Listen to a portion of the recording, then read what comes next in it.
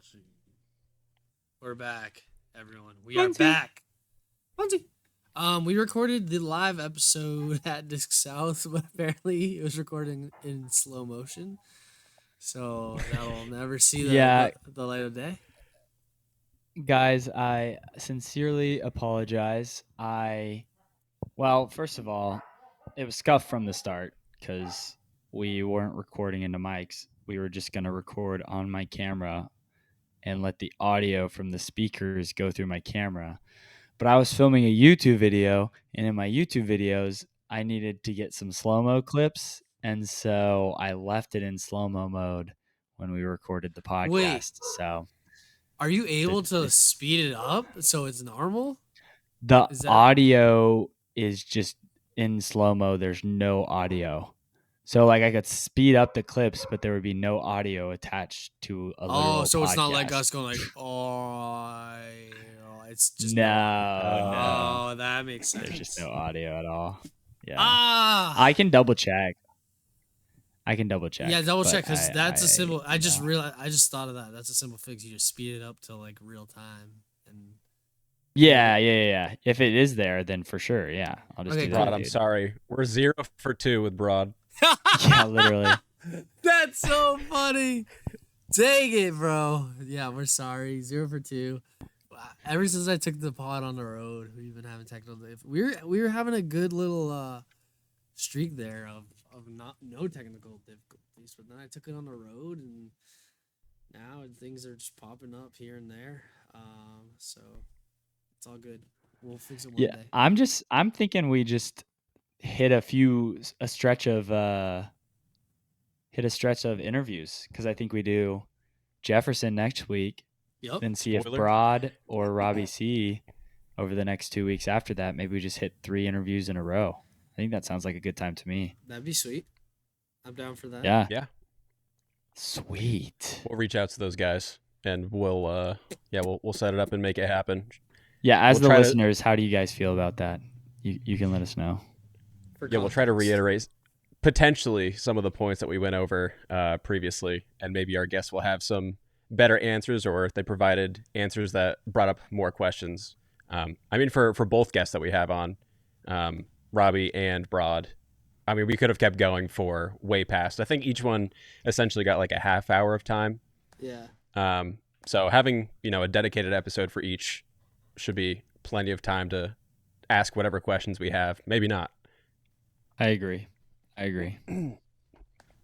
Okay. Disc South was this past weekend. A lot happened. I just flew in yesterday, and last night I finally got to have a good night's sleep. Ben, I'm sure, after all this being done, the same can be said for you, if not more. Did you sleep an entire day? I slept probably I had to check out of the hotel by 1, so I probably slept till like 10, 11. And then actually yesterday I couldn't sleep. Jay Millie probably experienced the same thing. There's like a freaking insane storm that hit like all of Dallas area, and it was insane. It was like torrential. It actually ruined the courses you guys played, Alex Clark. So that'll never be the same. So you guys were one of the last people to ever play like normal Alex Clark, like a bunch of trees down. Wait, really? What trees went down? Do you know? Like one Mando tree went down that says Mando on it. I don't. It's on I don't know which like ones a went down. Dallas Facebook page. So Wow. Me posting that yesterday, like our clip that we did together. Yeah. Someone commented on it, being like, "Well, it was nice to see this place before the storm hit it last night." And I was like, "Oh dang, dude, it was Yeah, no crazy. clue It was about like, that. and then it was pouring, and I'm in my RV, so like, dude, it's just like pelting my RV. Like some Yeah. It was crazy. I'm in Louisville, and supposedly we got it some of the worst. And it didn't really wake me up because we got hit at like 6 or 7, and I was kind of already up. But it was bad. And when I was driving, like not that far from my house, like maybe half mile, there was a carport that had gotten like lifted and just completely mangled, and it was like off the side of the road, like probably 20 or 30 feet from where it was. And then the roofs of the apartment complexes there were just completely raised, So I think No. something touched down or the wind just got super bad No, there. yeah, the wind So was just really kind of bad. crazy. I don't think anything touched down, but Dude, it, even the night that I sorry Ben, not to cut you off. no, go. Even the night that I was like Josh was a gentleman, and the last night he let me stay with him. So thank you to him for that. But when I was driving over there, I think I really noticed the like lack of trees and difference between New England and Texas Yeah, because there's it like no was trees. raining on my way over there, and there was so much wind that it was coming down legit sideways, and I could feel my vehicle being pushed around and like things kind of coming into the road from in the darkness.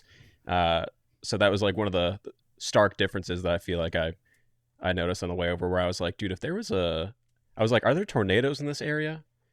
Yeah. Uh, No, it's it tornadoes hit in this area. It's definitely few and far between, but Yeah. they definitely apparently happen. there's just no trees because of, I guess it was like, you know, um, they were telling me it was like fields, farmers, and like maybe like oil too. So like back in the day, they like what the Texans just cleared out basically all of Dallas from trees. That's why you don't see them because it was just like Mm. industrial, if that makes sense. I think it was fields or something like that. I don't know. That's what I was told because I was the same day. I was like, what? Why do you guys not have trees? It's like you just have no trees, bunch of highways, and just buildings everywhere. All concrete. It is Yeah, a all lot of concrete. highways. Yeah, my Pretty my crazy. experience with Dallas, and I guess for any listeners that have not been there, the moment that I got there, and these guys already know this, but Dallas Fort Worth Airport is a really weird airport. Granted, I'm not like well traveled, we'll say, and been to like this wide plethora of different airports, but at least compared to the ones that I've been to, hard to describe. I think it's like as soon as you get off the plane, it's like, oh, okay, there's like the typical restaurants, and then as you get farther and farther in, Oh, are we still sorry. good, Ben? Yeah, keep going. I was messing something up. Go ahead. Okay. And then as you get, what's happening, dude? Sorry. And then as you get farther and farther in, the I just like it feels like the style of the airport would change. So it'd be like all of a sudden it's concrete and like everything's wood, and then all of a sudden it's like tile floors, and it was like very chill, like to get out, and it just seemed strange. I was like, this is like a major airport, and I mean all that is fine, whatever it is, what it is. But the one kicker, because I picked up and dropped off Kyle, and then I also dropped off like Robbie and Broad, is you have to pay a toll to get in and out Yeah. of the airport. Yeah. And that hurts. So it was like $2 a No, clip. you have to pay a toll like the George Bush, whatever. It's like $5, $10 every time I drive on Damn that thing. you, Or George. something like that. Yeah. And Josh, you may feel attacked because we're essentially coming after where you live. These are just things that we're noticing. He knows, at least dude. in like a new area. Oh yeah, I'm not sure. I'm sure he's not like, dude, I He love knows the that tolls toll. are crazy. Yeah. Yeah, I obviously this is all I've known, but I did know that people hate on the DFW airport because there is just like they've gotten better is what I've heard. Because Okay. I've had experiences where I go in and it takes like all of 10 minutes for me to get on my flight essentially. But I've also had experiences where it's like 3 or 4 hours waiting on TSA, like Oh just my so goodness. long and there's so many cars and there's traffic everywhere. But I already explained this to Sajko in person, but I'll say it for the podcast listeners. The reason they have a toll, which I understand, I hate on it, but I understand, is people like the road that goes through the airport is like an old highway. And so people would just drive through the airport to get home. And so now they still allow that, but you just have to pay the toll. So it just So detracts. I drive around, and Mm. it takes a little bit longer, but I don't have to pay the toll. And yeah, there's tolls literally everywhere in DFW. I try my best to avoid them, but for the freaking expo, I had to Well, go on that's the what I'm saying. tolls. The expo, to get to Allen, you basically have to get on the George Bush Turnpike. It's like, Yeah, otherwise it'll take you 2 hours to get there yeah. from anywhere. So Yeah, I mean, pretty much my takeaways were like, is DFW my jam? Not necessarily, but I think that's more so because it's a major city, and I'm just like from the sticks. But the disc golf courses are like beautiful and awesome, and I think like really the thing that drew me in after like a couple of days was just like the community and everything related to the area. After that, I was like, hold on, now these guys are pretty tight knit from what I It's saw, lit. and I think it was all just like quick succession and a bunch of things Saturday that kept happening over and over again. Where I was like, yeah, there's a lot of good memories that are here now, and I would definitely go back.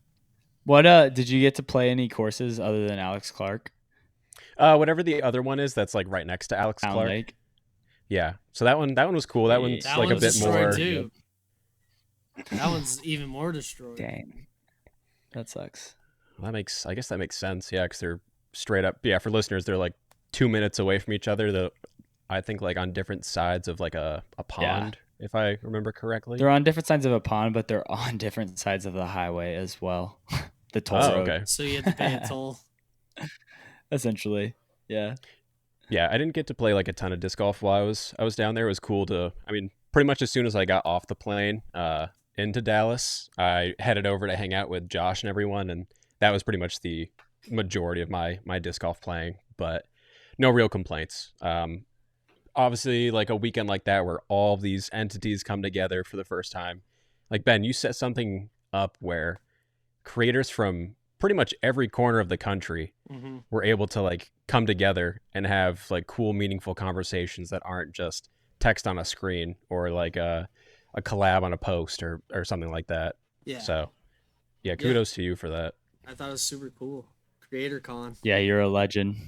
Thanks. Yeah, and I was glad to bring them all together. I thought that was the coolest thing. And hopefully every year at Disc South can be the same thing. Just like get all the creators there to start collabing and stuff because it's a lot warmer. Just quick memory before I forget about it is, so I woke up around like 6 a.m. The morning that I had to fly out, and Josh was awake. Very nice. I went to go say bye. I went to go give this man a hug, and he thought I was dapping him up. I was so tired. I was like, whatever. I'm like, all right, Josh, I'll see you. Yeah, we were both like half alive essentially after the weekend because I don't know about you, Sajko, but I just got zero sleep. And from dusk to dawn, I was either filming a video or talking to someone, which I really enjoyed. But obviously, I don't know if you guys have this, but it takes like, I'm not putting up a Social media. facade, but it takes so much energy for me to like just be talking for an entire day. Like It does. I don't know. I don't know what it is, but Zach and I were just gassed after the weekend, both up at 6 a.m. And yeah, I totally thought he was going in for a dap. So it was just this kind of like an awkward interaction, but it wasn't I was like, awkward because cool. we're homies. And then we were just This is how we're ending it. all Yeah, right, I all right, completely bye. get. I completely get where you're coming from, though. Like, it's a lot of effort towards the end to like continue being social, but if you weren't, you would kind of regret it because you're like, well, this is my opportunity now to like hang out with all these people and do content and just make the most of it. That's Yeah, it, I suppose. I already mentioned this to Sacco, and I mentioned it just a second ago, but I wanted to go a little bit more in depth. For me, I've mentioned where when I'm editing, it just takes so much creative energy for me to make all those decisions. Well, for the entire expo, I was filming a video, sneak peek, where I challenged different disc golf creators. But at the same time, I had other commitments like being at the Armory booth and selling my Cowboy Canyons. So the whole weekend was me being at the Armory booth talking to people and, being friendly because it was so awesome to meet a lot of people who knew who I was, but I had no clue who they were. But at the same time in my head, I was like, I need to get this shot. I need to get that shot. I need to make sure to say this to the camera and make sure I catch this creator when they have time to actually hang out and talk to me in my video and I'm not inconveniencing them. So I had 8 million things going through my mind creatively on top of just trying to be a regular person and not just a zombie talking to people. And so, like I said, it just took so much energy from me. It was so wonderful. But like after it was done and I got back, I was just like, my mind was at 25% capacity, like trying to dap up Sajko, trying to form coherent sentences. Like there just was nothing there. I'm kind of getting back to where I'm chilling now, but who knows? I may never be a full man again. Yeah, I mean, I get where you're coming from. Dramatic aside, Ben, why don't you share like some of your perspective, I suppose, from the weekend? Because I mean, you're the one that's like running this whole thing and what brought us all together. My perspective was that it went uh great. Like it was incredible to see the community like that, and it's what I expected, honestly. Like, I knew that the Texas disc golf community was strong, and even though it was during a pro tour event, I knew that we were offering things that they would look forward to. So like the amount of people that came, I was like, I knew this was gonna happen because I believed, and that's why I came to Texas. It's so funny, like I posted a video probably a year ago, around a year ago, March last year, of me touring the Waters Creek Convention Center where it was held, saying like discs and discs south, and then me signing the contract of it happening. I mean, it's just crazy to think that Mm-hmm. a year later it finally happened. The year of prep is over, and I don't know. It's I just want to like I've thanked everyone so much, and I know I'm not perfect. I know I did there were some things that we can improve upon for next year, but like everyone was pretty happy, which was like an honor. That's what it's all about. Is just people when people come up to me and say or email me and be like, "That was awesome, thank you so much." Like that's why I do it, because it's just something you can't really get through other things, or it's just like it's the fruits of your labor, and it was a year of labor, and it was just good to see people enjoying it, and I want to encourage everyone like I am not the best businessman at all. Like, and I'm aware of that. I know I'm not a guru, and I know I'm not this genius. But the reason I'm in the position I am is because I just did it. I just went for it. The first year of Disc East, I didn't know anything. Like, I know I had my dad's help, but my dad like didn't help me, if that makes sense. Not in like a bad way where he was like, Mm-hmm. "You're on your own, kid." It was more so like he gave me the contracts, he gave me the advertising agency, he gave me the venue. Everything else was up to me because he had his own expos to run, Mm-hmm. and I just did it, and I learned along the way.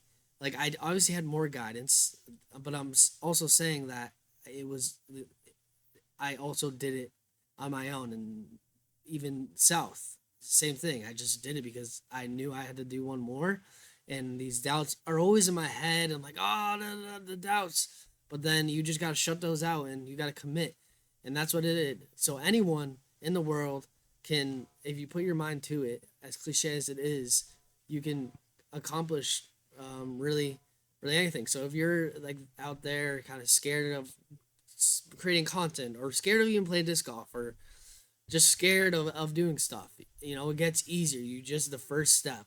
The first year of the expo was the most terrifying because I had no idea who was gonna step into the doors, even the day of. I was basically like imagine I don't know.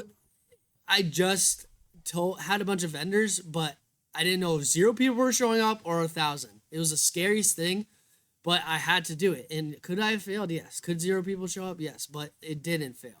And that's the story I'm trying to say. Is you just people always say, Ben, you're one of the luckiest human beings I know, and I've been blessed. Like very blessed. I'm a believer in Christ, and I think He's blessed me throughout my life, and like I'm well aware of that I'm blessed and privileged, but I also say to that people say I'm lucky. I say to that I just got more shots on goal. You know what I'm saying? I've had more opportunities to fail, But when you have more opportunities to fail, you also have more opportunities to be successful.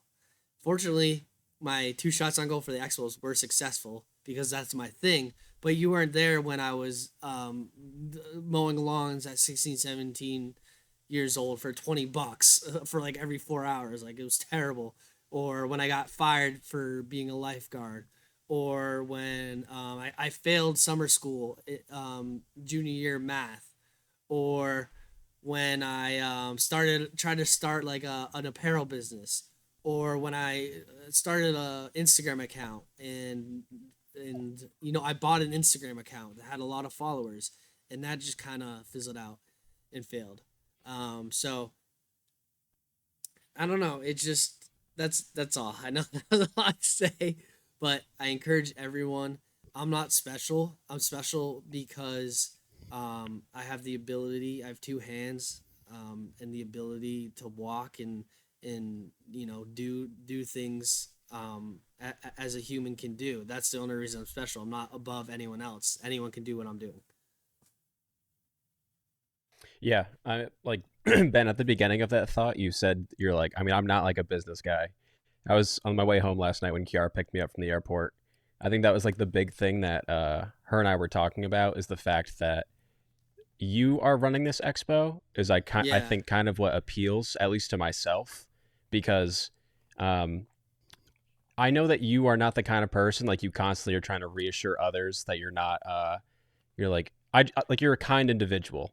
And I know it's not coming from like a bad place of like trying to make money whereas like there are some other people in disc golf like if they were the one that was running the expo like I would still go but I don't think it would have the same feeling of maybe being like as welcoming and because that's the way that you make it feel at least. yeah, I would agree with that. I appreciate that, and yeah, it really when it, I need to make money from this. That's a main driver why I'm doing this, because if I wasn't, it just wouldn't make sense. I'm putting all this effort. But so when I say like this is why I do it, for that's a big reason why. But obviously I'm doing it for the money. But I've never been about the money in a way where like it'll taint the expo. Like, I could allow every single person that has used discs in their closet into the expo, but that would just um oversaturate it because everyone will be selling the same stuff, and then all the big retailers that bought 4 booths are going to just like be undercut, and they're just gonna not, and then the attendees aren't gonna have as great time because there's just no variety and stuff like that. So I could be making way more money by accepting anyone and everyone and just say, if you have this, come vent at the expo. But that's not the case because I care about the product. Same with like the VIP Pixels discs. I made them available to the our VIP, so we had a few left over. I've been available to a few more available to our Disc South VIP members only, and I had other people buy it. Somehow the link got leaked, and I had a bunch. So I probably sold like another, I don't know, let's say 25 to 30 pixels to people, but I had to cancel their order because it's for VIP members only. And if I broke that trust of my VIP members of that I guaranteed these pixels were only for them, then that's when my business fails. Like, yes, I could have made the extra money and be like, Yeah. oh, whatever. But that's where it goes wrong. So obviously I want to make money. Like, that's a goal of mine. But it's not always all about the money. I could be making way more money on these expos, but I have to do it in the right way because I care more about the product than actually making money. Yeah, you care more about the trust than you care about the money, Yes. and I feel like that was evident when and I don't know if this is public knowledge. You can cut it out of the episode if it's not. But when I was talking to Armory, they were telling me how you didn't allow any other like disc retailers to have regular discs, and that wasn't something that I realized when I showed up, but it makes so much sense. Like, if everyone just had their full stock of discs, then like, okay, like there's There, just a no one's million making discs here. money. Yeah, it just no one's. Yeah, one Mm-hmm. the attendees, less experience. Two, no one's making money because Yeah. it's just all spread out. It's all the same stuff. So I It do also allow. kind of forced the vendors to have Correct. special That's the stuff main reason. too, That's the main know? reason. Yeah. It gets people to think outside the box to make it all around better experience, and that's what I've been doing for Disc East. So I do let like the like main retailers. That's what I say. Like the main local retailers, like Armory, DD Carrollton, stuff like that. They're allowed because they're local. They're drivers of the community, and they're setting up their whole shop in, and so I allowed them to carry like their regular discs, but I push everyone else that like is only getting like a single booth. I allow any pro shops in, but if it's like they're only getting a single booth, or something like that, or just like a all around smaller, like I say just like yes you can come, but you have to vend just unique stuff with your like unique products, unique brand like stamps with unique dyes, stuff like that. It just causes, and it's the thing I hate doing the most, honestly, because it always comes up and causes but it's just I have to do that for the expo because it causes the variety, and is a better all experience because I literally could have probably 100 more booths of just people selling discs, but then what's the point of coming to that? It's just who has the bigger discount, 50% off destroyers, 60% off, and and then that never works out. So that's why if the main retailers, if they're getting a big setup, I'm gonna protect them because they're trusting me that I'm gonna bring them attendees, and they're a big part of the expo. So I'm going to protect them from being undercut. It's really only because just the way disc golf is. It's like it's all the there's like seven main manufacturers and they all have the same products. So unfortunately, that's just how it is, and I know I've caught flack from it from people and like that I've had to deny from like just like selling this from their trunk, and bringing it to the expo. But that's the bigger picture is I want the local community, the local hubs, the local pro shops that really are the driving factor of the Dallas area or the Texas area, I should say, to be the ones that kind of are benefit from making the being able to bring their custom and stock stamp disc and bring in their inventory because let's be honest, like they're the ones that will really have the infrastructure to do it anyways, because they're there. They can just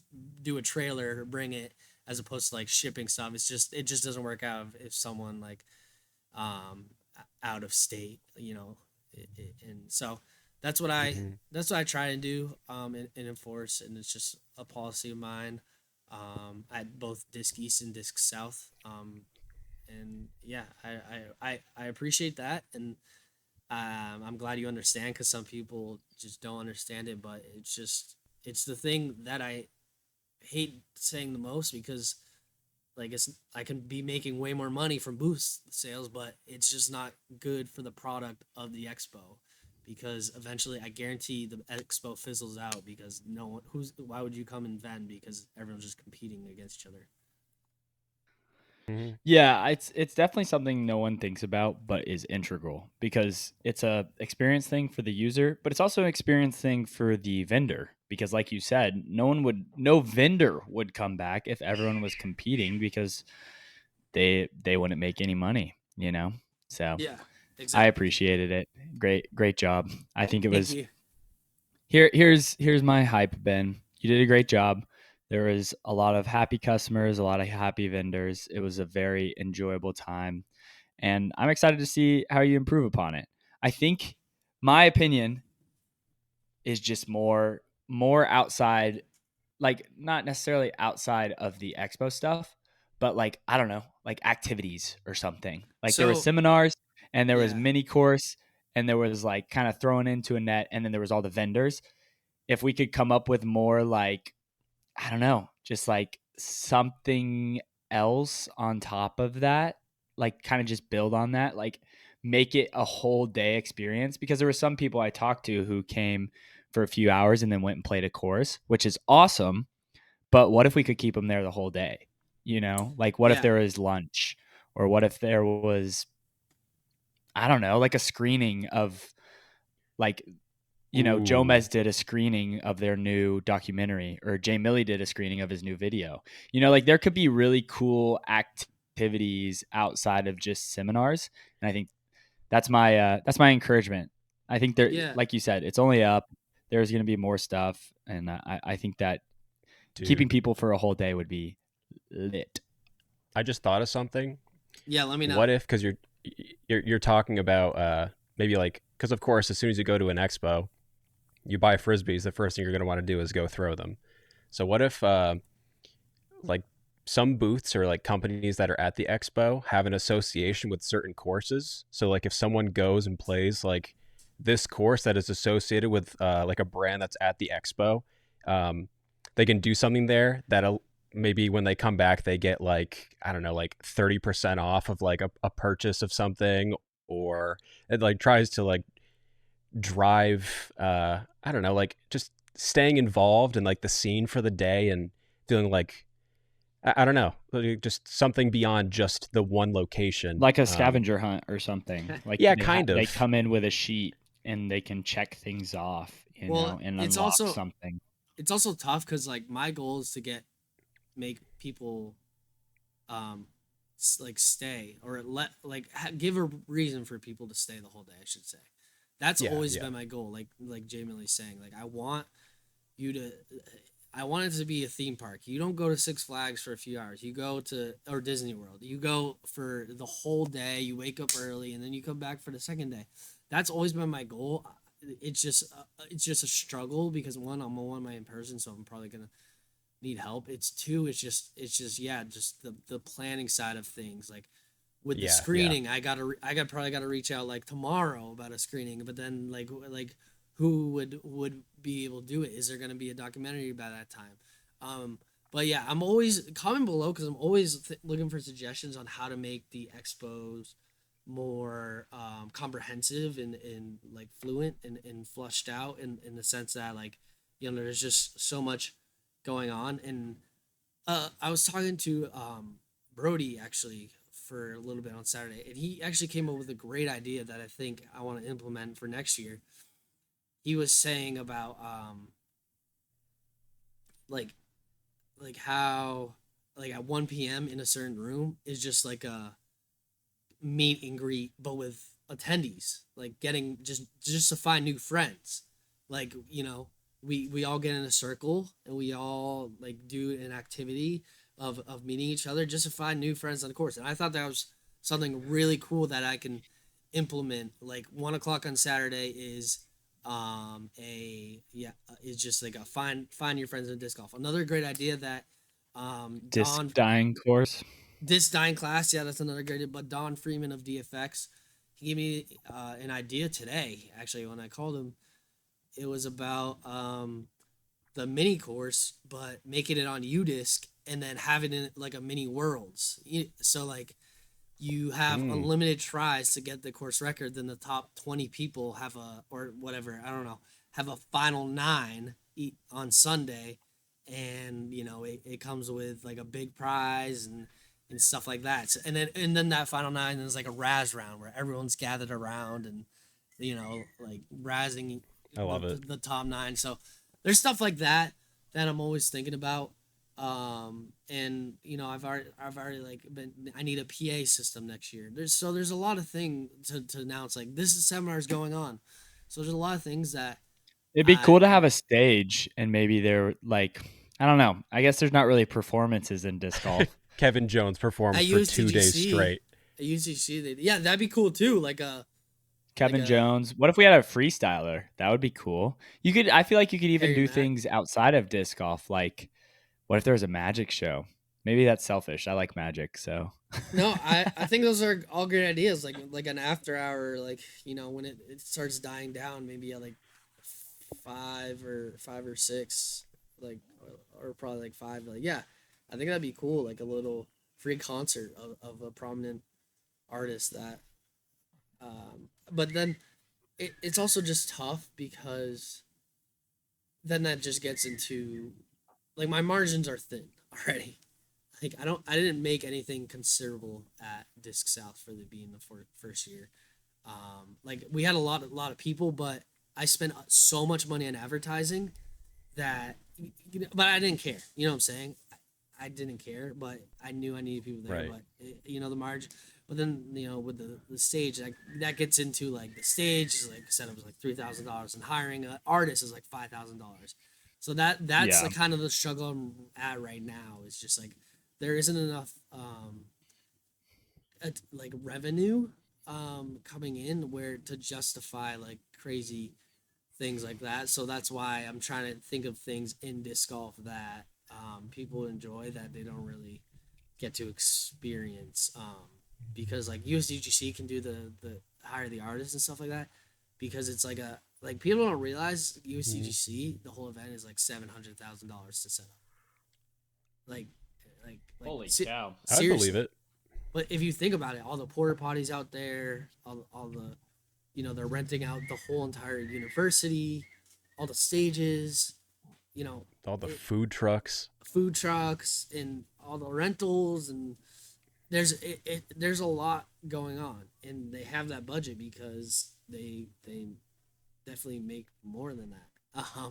So it's just kind of like I gotta keep growing, but that's the thing. I'm gonna keep growing the expos and keep making them better and better. And Disc South, this was just such a excellent first year that I couldn't be any happier, and people were very excited, and there wasn't, on the vendor side at least, it was like very no complaints.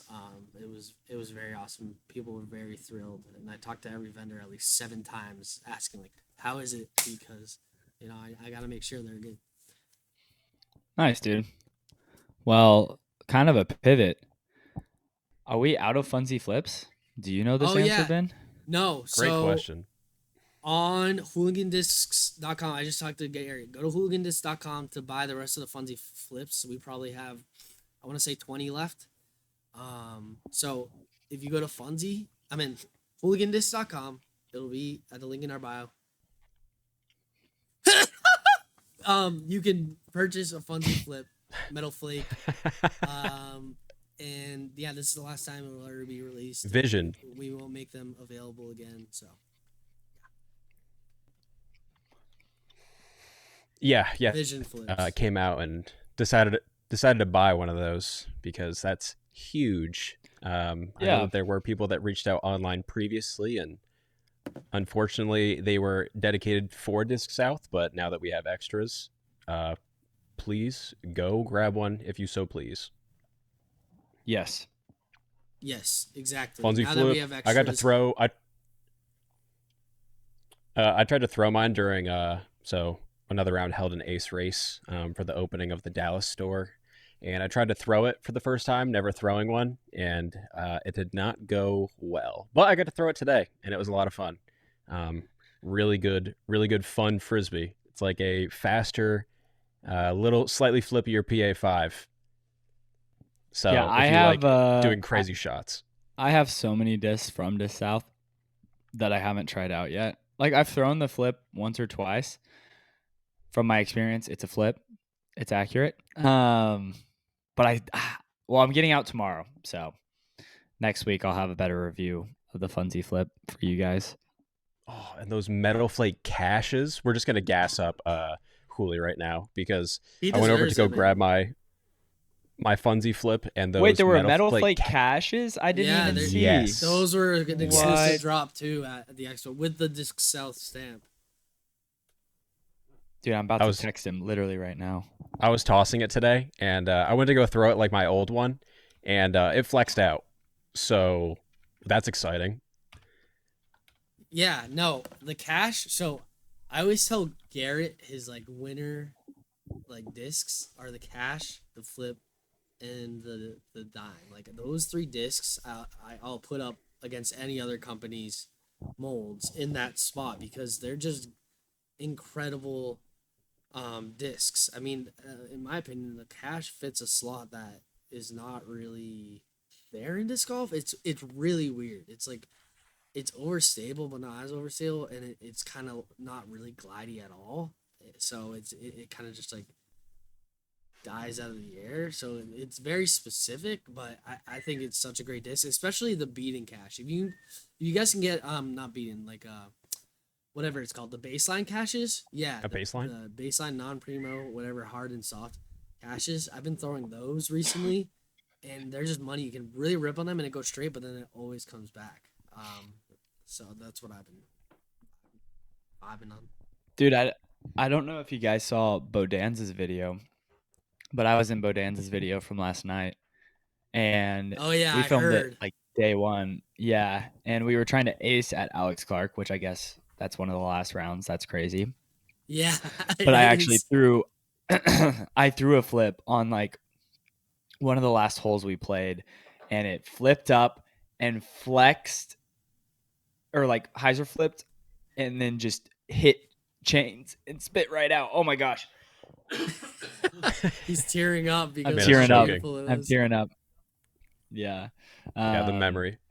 But it was sweet. Flips Yeah, for Garrett, fire. Garrett, and Garrett told me it's that was so pretty cool. funny.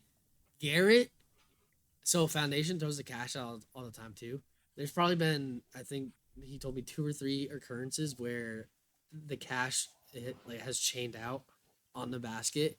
So he has like the unluckiest like YouTube love where if those goes in, that's like insane. Like cashes are selling out the next day or flips, but for some reason they always chain out.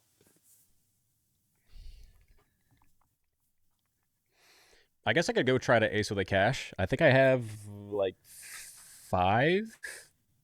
I think I have 5 in my collection, so I could just go to like a hole and just unload and see if something happens. Maybe I'll try to ace with my Funsie flip. Dude, I was sidearming that like metal flake cash today, and it was just like holding the line, like on Yeah, hyzer. It was it's awesome. a great disc, and like I'm gonna give Gateway their flowers too, because like let's be honest, a few years ago Yes. their plastic was just not good, but they took the feedback seriously, and some of their plastic, like the hooligan plastic, that whatever it is, and some of the color glow plastic, I think Gary made a few color glow flips or something like that. It is like shout out Dave McCormick. It is up there, top tier plastic, where it's like they really turned it around. Where I remember when Gary was first saying he was going to get molded by Gateway, I was like, bro, like, are you sure about that? But I'm so glad he did because I'm impressed. Yeah, I agree, but also at the same time, well, this is a side tangent, but it's a related story. I was at the booth wrapping up Sunday night, and a guy came up and like was looking at my canyons, and I was like, "Hey man, like what's up? Like, yeah, these are the new Cowboy Canyons." I like shook his hand, and he was like, I was like, "I'm Jay Millie. What's your name?" And he's like, "Oh yeah, Dave McCormick."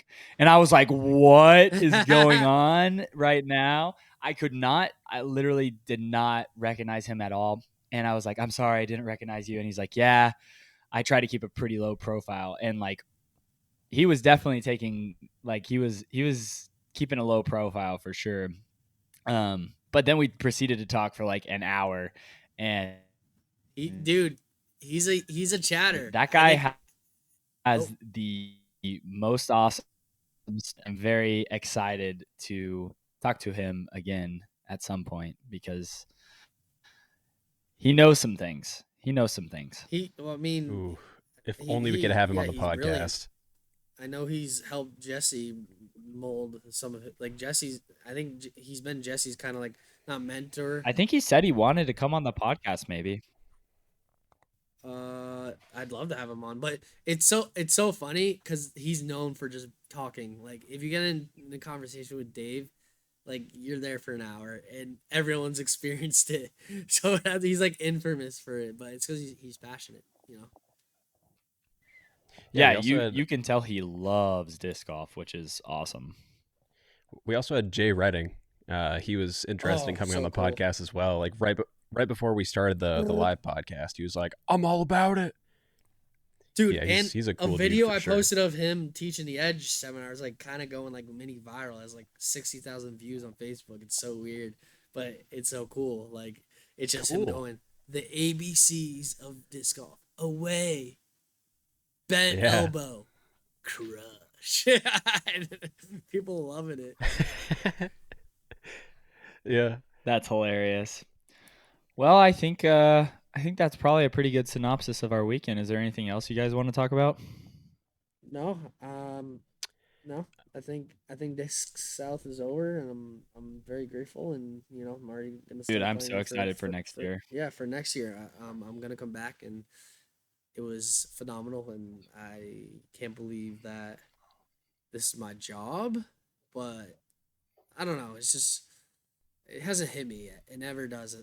It's just like weird that I'm the expo guy in the whole entire disc golf industry, and I'm literally just a random kid from Leicester. It's just like a weird feeling, and I appreciate, and then that's because of everyone who has supported, and I sincerely appreciate even our listeners, too.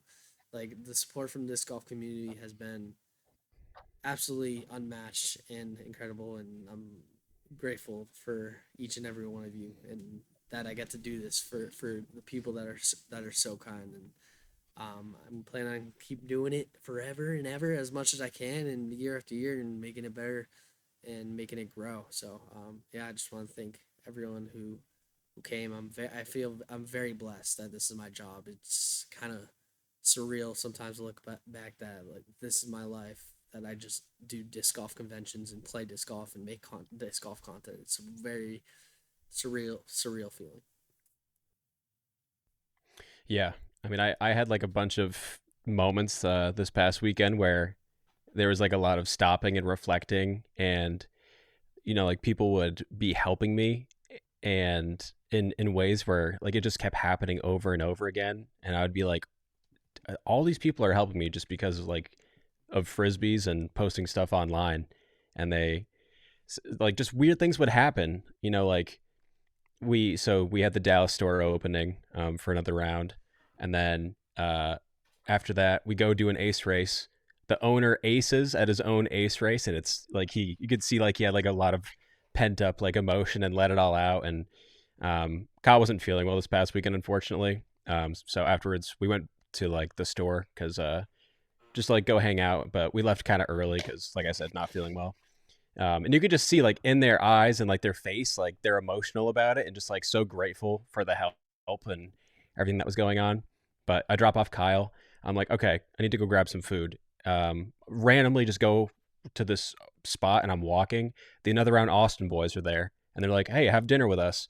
So like they welcome me, and they like are nice and pay for my food.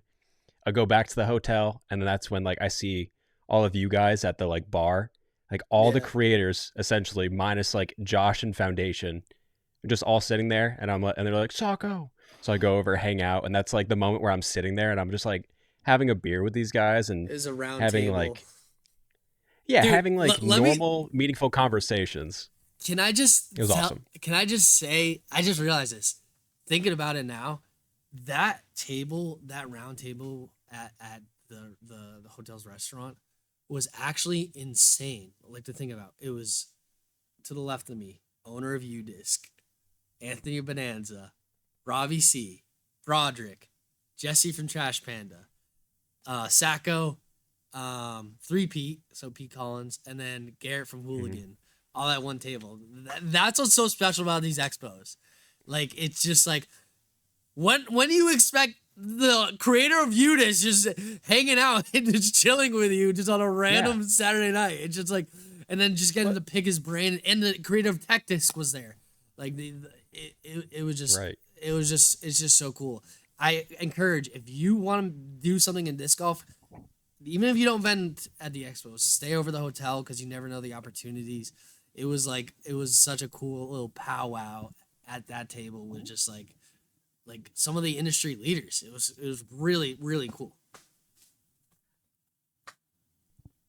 Yeah, I mean, it's like you obviously go to an event like this with expectations, but there will always be things that like you can't predict, and cool things like I was just gonna head up to my room and probably do my Jay Millie edit, and go to bed. But instead, it was just like hanging out with these guys until like I think straight up like 12:30 a.m. Yeah. or something like that, and then doing the Jay Millie edit and going to bed at like 1:30 a.m. Yeah, that's what the expos are about. Like that's the hidden thing that people don't realize is just the networking is unmatched. You're all there for the same reason, and everyone's just so kind and Dude. able to speak to each other, and it's really cool. I think I talked to straight up every single person except for Brody Smith and Eric McCabe, and for no particular reason, it just didn't happen. But yeah, force myself, go out, talk with everyone, have a good time, meet great people. Yeah. On that note, thank you to everyone that came out to the expo. Please go buy a Funsie flip because they will go fast. You are the first ones that are hearing about this. I'm sure we'll potentially do a little post about them. Otherwise, yeah, we'll talk to you guys next time. Thank y'all. Funsie Thank you out. guys. Funsie. Thank you. Funsie. Funsie.